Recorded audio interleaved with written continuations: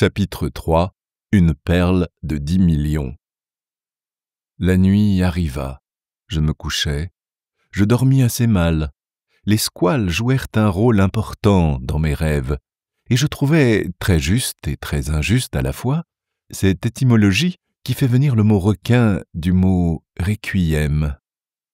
Le lendemain, à 4 heures du matin, je fus réveillé par le steward que le capitaine Nemo avait spécialement mis à mon service. Je me levai rapidement, je m'habillai et je passai dans le salon. Le capitaine Nemo m'y attendait. « Monsieur Aronnax, me dit-il, êtes-vous prêt à partir ?»« Je suis prêt.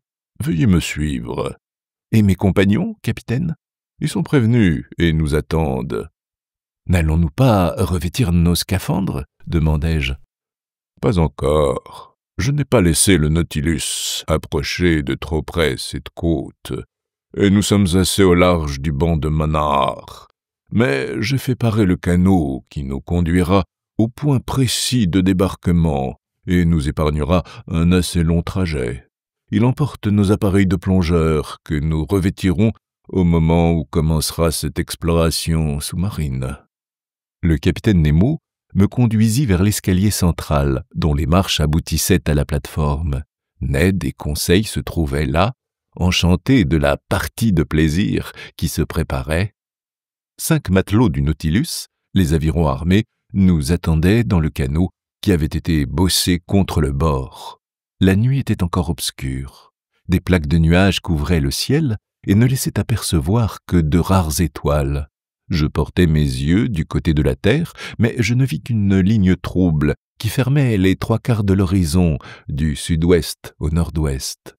Le Nautilus, ayant remonté pendant la nuit la côte occidentale de Ceylan, se trouvait à l'ouest de la baie, ou plutôt de ce golfe formé par cette terre et l'île de Mannar.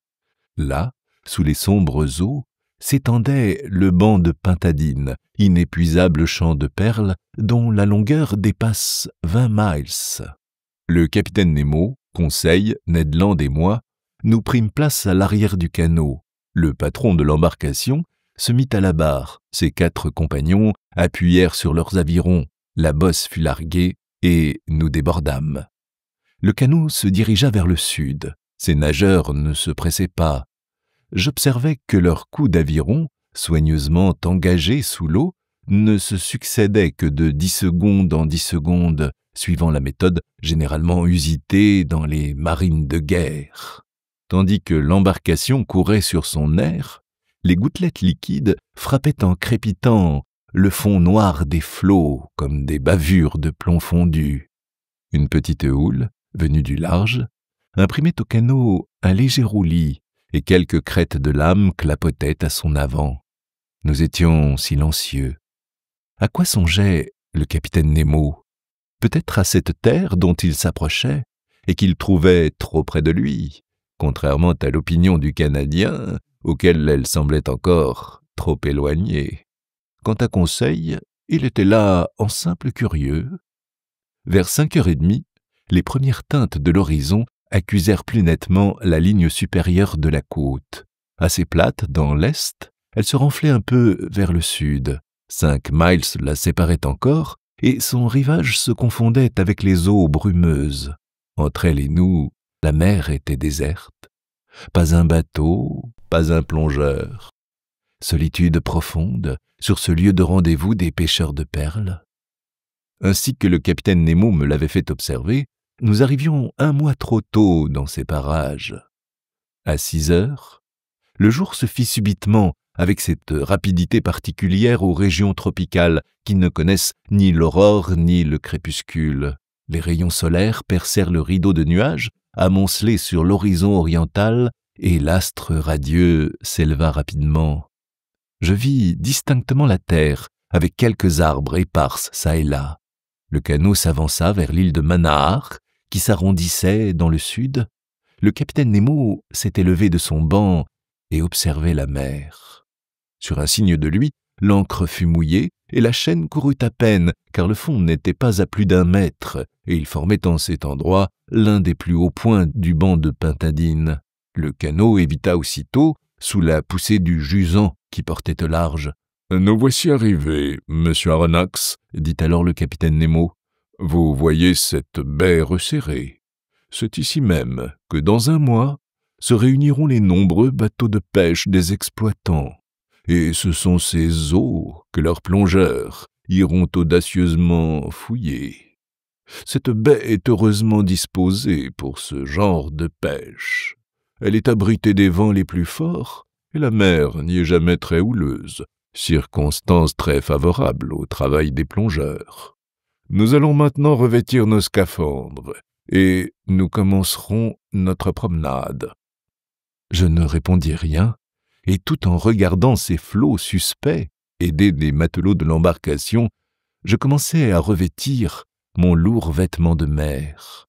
Le capitaine Nemo et mes 2 compagnons s'habillaient aussi. Aucun des hommes du Nautilus ne devait nous accompagner dans cette nouvelle excursion. Bientôt, nous fûmes emprisonnés jusqu'au cou dans le vêtement de caoutchouc, et des bretelles fixèrent sur notre dos les appareils à air. Quant aux appareils Ruhmkorff, il n'en était pas question. Avant d'introduire ma tête dans sa capsule de cuivre, j'en fis l'observation au capitaine. « Ces appareils nous seraient inutiles, » me répondit le capitaine. « Nous n'irons pas à de grandes profondeurs, et les rayons solaires suffiront à éclairer notre marche. D'ailleurs, il n'est pas prudent d'emporter sous ces eaux une lanterne électrique. Son éclat pourrait attirer inopinément quelques dangereux habitants de ces parages. » Pendant que le capitaine Nemo prononçait ces paroles, je me retournai vers Conseil et Ned Land, mais ces 2 amis avaient déjà emboîté leur tête dans la calotte métallique et ils ne pouvaient ni entendre ni répondre. Une dernière question me restait à adresser au capitaine Nemo. « Et nos armes ?» lui demandai-je. « Nos fusils ?»« Des fusils? À quoi bon? Vos montagnards n'attaquent-ils pas l'ours, un poignard à la main? Et l'acier n'est-il pas plus sûr que le plomb? Voici une lame solide, passez-la à votre ceinture, et partons. » Je regardais mes compagnons. Ils étaient armés comme nous, et, de plus, Ned Land brandissait un énorme harpon qu'il avait déposé dans le canot avant de quitter le Nautilus. Puis, suivant l'exemple du capitaine, je me laissai coiffer de la pesante sphère de cuivre et nos réservoirs à air furent immédiatement mis en activité. Un instant après, les matelots de l'embarcation nous débarquaient les uns après les autres, et par 1,5 mètre d'eau, nous prenions pied sur un sable uni. Le capitaine Nemo nous fit un signe de la main, nous le suivîmes, et par une pente douce, nous disparûmes sous les flots. Là, les idées qui obsédaient mon cerveau m'abandonnèrent. Je redevins étonnamment calme. La facilité de mes mouvements accrut ma confiance et l'étrangeté du spectacle captiva mon imagination. Le soleil envoyait déjà sous les eaux une clarté suffisante. Les moindres objets restaient perceptibles. Après 10 minutes de marche, nous étions par 5 mètres d'eau et le terrain devenait à peu près plat. Sur nos pas, comme des compagnies de bécassines dans un marais, se levaient des volées de poissons curieux, du genre des monoptères, dont les sujets n'ont d'autres nageoires que celles de la queue. Je reconnus le javanais, véritable serpent long de 8 décimètres, au ventre livide que l'on confondrait facilement avec le congre sans les lignes d'or de ses flancs. Dans le genre des stromatées, dont le corps est très comprimé et ovale, j'observais des parus aux couleurs éclatantes, portant comme une faux leur nageoire dorsale, poissons comestibles qui, séchés et marinés, forment un mets excellent connu sous le nom de karawad. Puis des trinquebars appartenant au genre des apsiphoroïdes, dont le corps est recouvert d'une cuirasse écailleuse à 8 pans longitudinaux. Cependant, l'élévation progressive du soleil éclairait de plus en plus la masse des eaux.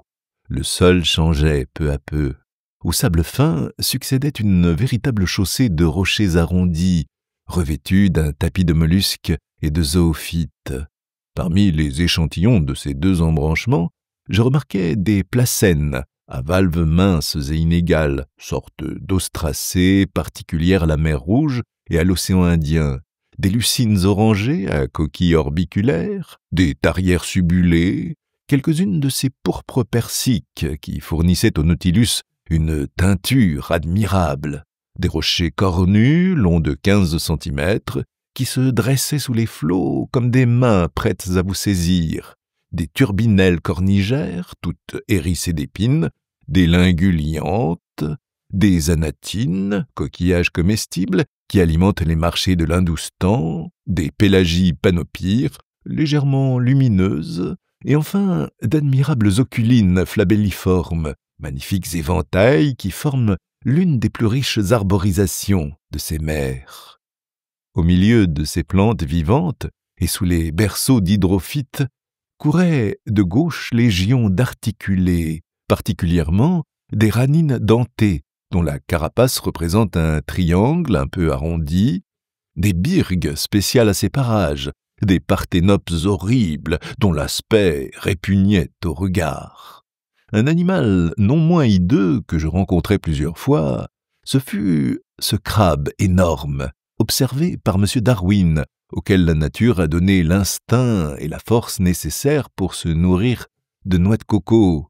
Il grimpe aux arbres du rivage, il fait tomber la noix qui se fend dans sa chute et il l'ouvre avec ses puissantes pinces. Ici, sous ces flots clairs, ce crabe courait avec une agilité sans pareille, tandis que des chélonées franches, de cette espèce qui fréquente les côtes du Malabar, se déplaçaient lentement entre les roches ébranlées. Vers 7 heures, nous arpentions enfin le banc de pintadines, sur lequel les huîtres perlières se reproduisent par millions.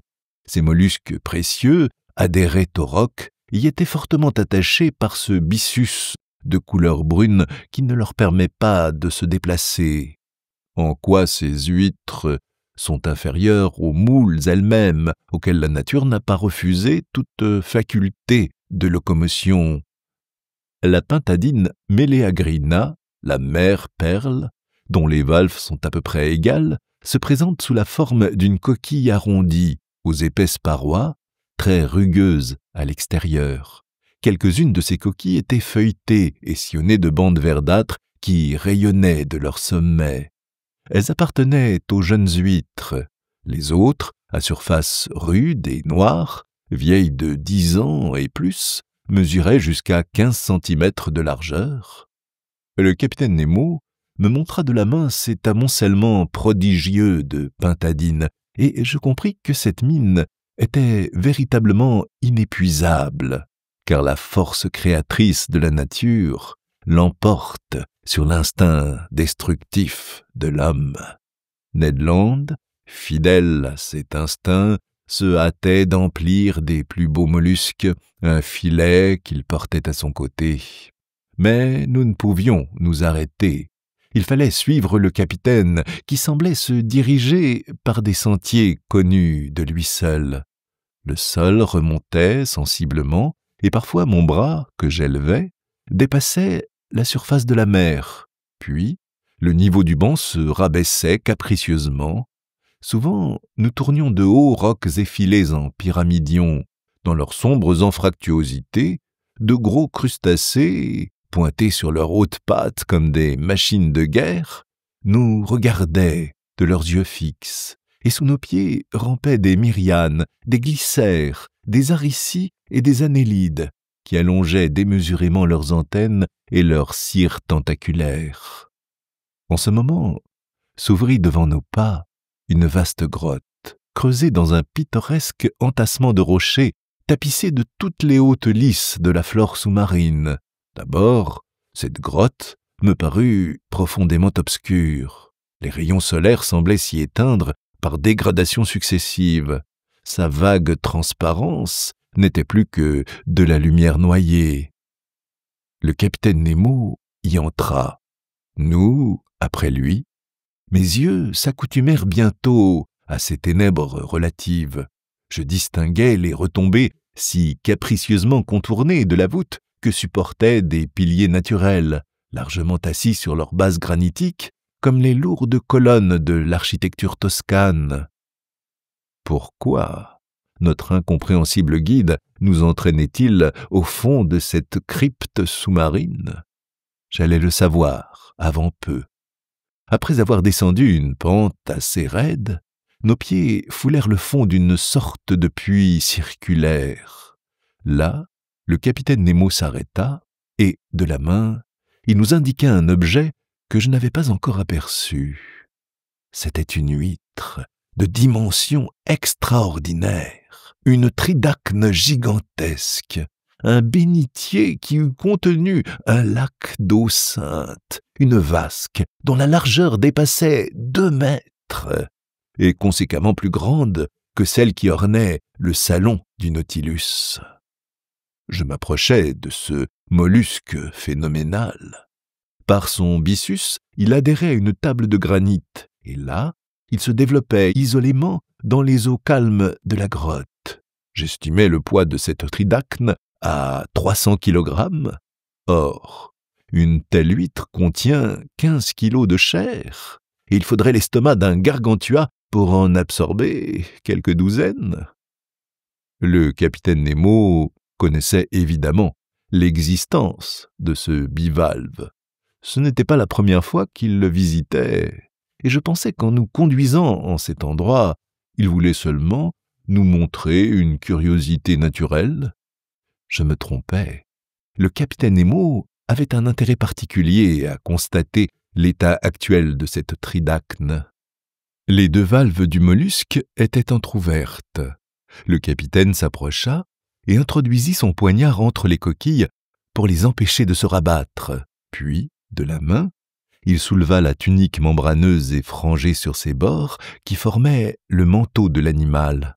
Là, entre les plis foliacés, je vis une perle libre dont la grosseur égalait celle d'une noix de cocotier. Sa forme globuleuse, sa limpidité parfaite, son orient admirable en faisaient un bijou d'un inestimable prix. Emporté par la curiosité, j'étendais la main pour la saisir, pour la peser, pour la palper. Mais le capitaine m'arrêta, fit un signe négatif et, retirant son poignard par un mouvement rapide, il laissa les 2 valves se refermer subitement. Je compris alors quel était le dessein du capitaine Nemo. En laissant cette perle enfouie sous le manteau de la tridacne, il lui permettait de s'accroître insensiblement. Avec chaque année, la sécrétion du mollusque y ajoutait de nouvelles couches concentriques. Seul le capitaine connaissait la grotte où mûrissait cet admirable fruit de la nature. Seul il l'élevait, pour ainsi dire, afin de la transporter un jour dans son précieux musée. Peut-être même, suivant l'exemple des Chinois et des Indiens, avait-il déterminé la production de cette perle en introduisant sous les plis du mollusque quelques morceaux de verre et de métal qui s'étaient peu à peu recouverts de la matière nacrée. En tout cas, comparant cette perle à celle que je connaissais déjà, à celle qui brillait dans la collection du capitaine, j'estimais sa valeur à 10 millions de francs au moins. Superbe curiosité naturelle, et non bijou de luxe, car je ne sais quelles oreilles féminines auraient pu la supporter. La visite à l'opulente tridacne était terminée. Le capitaine Nemo quitta la grotte et nous remontâmes sur le banc de pintadine au milieu de ces eaux claires que ne troublait pas encore le travail des plongeurs. Nous marchions isolément, en véritables flâneurs, chacun s'arrêtant ou s'éloignant au gré de sa fantaisie. Pour mon compte, je n'avais plus aucun souci des dangers que mon imagination avait exagérés si ridiculement.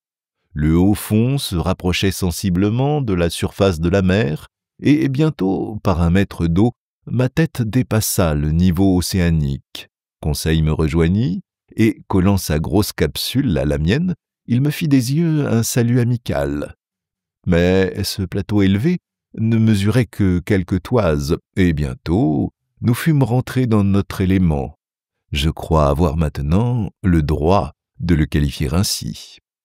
10 minutes après, le capitaine Nemo s'arrêtait soudain. Je crus qu'il faisait halte pour retourner sur ses pas. Non. D'un geste, il nous ordonna de nous blottir près de lui, au fond d'une large anfractuosité. Sa main se dirigea vers un point de la masse liquide, et je regardais attentivement. À 5 mètres de moi, une ombre apparut et s'abaissa jusqu'au sol. L'inquiétante idée des requins traversa mon esprit. Mais je me trompais, et cette fois encore, nous n'avions pas affaire au monstre de l'océan. C'était un homme vivant, un Indien, un noir, un pêcheur, un pauvre diable sans doute qui venait glaner avant la récolte. J'apercevais les fonds de son canot mouillés à quelques pieds au-dessus de sa tête. Il plongeait et remontait successivement. Une pierre taillée en pain de sucre et qu'il serrait du pied tandis qu'une corde la rattachait à son bateau lui servait à descendre plus rapidement au fond de la mer. C'était là tout son outillage. Arrivé au sol, par 5 mètres de profondeur environ, il se précipitait à genoux et remplissait son sac de pintadines ramassées au hasard. Puis il remontait, vidait son sac, ramenait sa pierre et recommençait son opération qui ne durait que 30 secondes. Ce plongeur ne nous voyait pas. L'ombre du rocher nous dérobait à ses regards. Et d'ailleurs, comment ce pauvre Indien aurait-il jamais supposé que des hommes, des êtres semblables à lui, fussent là, sous les eaux, épiant ses mouvements, ne perdant aucun détail de sa pêche? Plusieurs fois, il remonta ainsi et plongea de nouveau. Il ne rapportait pas plus d'une dizaine de pintadines à chaque plongée, car il fallait les arracher du banc auquel elles s'accrochaient par leur robuste byssus. Et combien de ces huîtres étaient privées de ces perles pour lesquelles il risquait sa vie? Je l'observais avec une attention profonde. Sa manœuvre se faisait régulièrement, et pendant une demi-heure, aucun danger ne parut le menacer.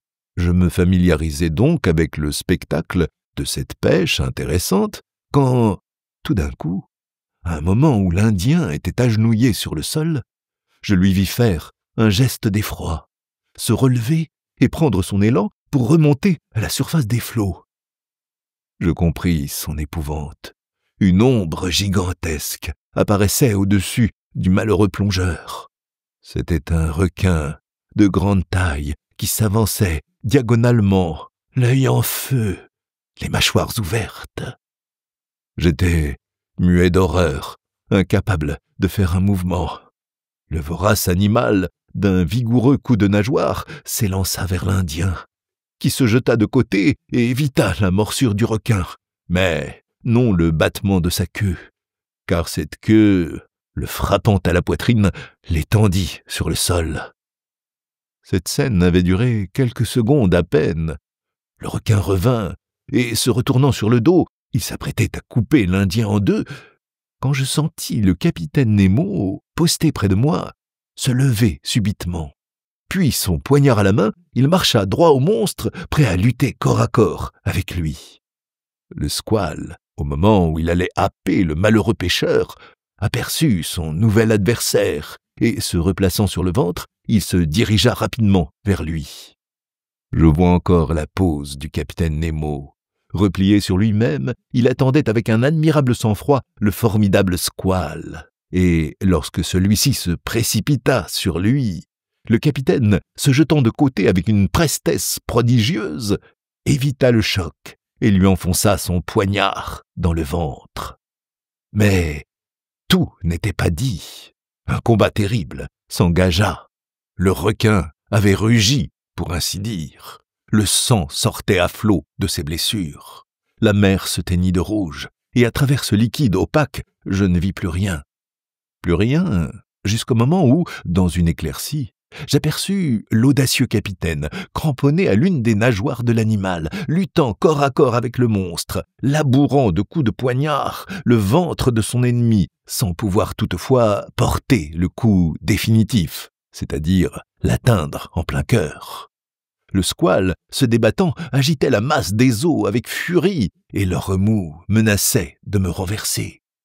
J'aurais voulu courir au secours du capitaine, mais, cloué par l'horreur, je ne pouvais remuer. Je regardais l'œil hagard. Je voyais les phases de la lutte se modifier. Le capitaine tomba sur le sol, renversé par la masse énorme qui pesait sur lui. Puis, les mâchoires du requin s'ouvrirent démesurément comme une cisaille d'usine. Et c'en était fait du capitaine, si, prompt comme la pensée, son harpon à la main, Ned Land, se précipitant vers le requin, ne l'eût frappé de sa terrible pointe. Les flots s'imprégnèrent d'une masse de sang. Ils s'agitèrent sous les mouvements du squale, qui les battait avec une indescriptible fureur. Ned Land n'avait pas manqué son but. C'était le râle du monstre. Frappé au cœur, il se débattait dans des spasmes épouvantables, dont le contre-coup renversa Conseil. Cependant, Ned Land avait dégagé le capitaine.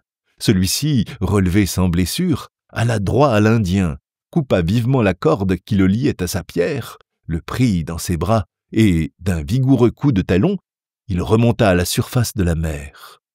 Nous le suivîmes tous trois et, en quelques instants, miraculeusement sauvés, nous atteignions l'embarcation du pêcheur.